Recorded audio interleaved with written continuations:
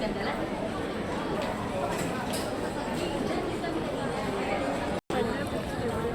ito ang St. Mary's Catholic Church here in UAE.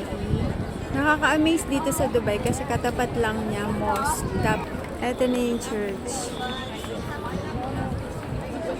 So, kahit Middle East siya, meron siyang Catholic Church. Naka-close yan. Pinapapasok pa ng pila.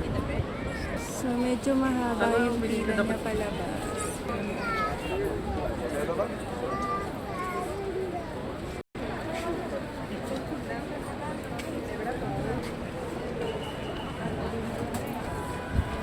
Tapos, dito niyo makikita yung schedule. Ayan yung mga schedule ng mass.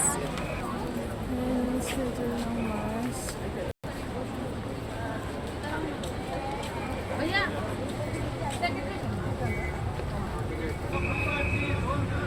So, ayun yung mosque. Tapos, eto na yung Catholic Church.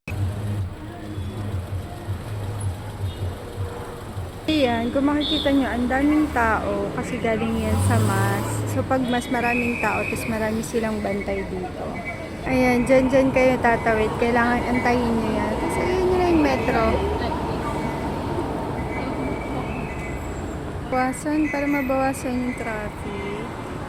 Ayan. Tatawirin mo.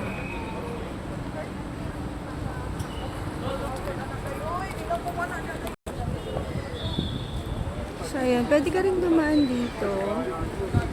Pwede kang tumawid dun sa kabila, papunta ng metro. Ayun na yung metro station. Ayun. Yung nakikita nyo. Ayan, mga school na dito. So, ayan yung mga tao. By the way, yung LJ Bakery, ang sarap pala ng tinapay dyan. Pasok tayo. Makita nyo. Masarap din. Kasi bumili ako dito ng Christmas para sa birthday ng brother ko. Ang sarap. Ayan yung mga bread.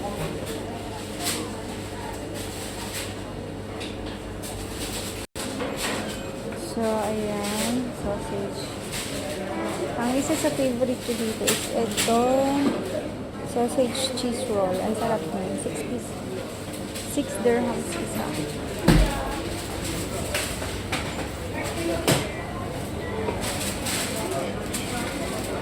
6.5. Ang itsura dito. Sila dito.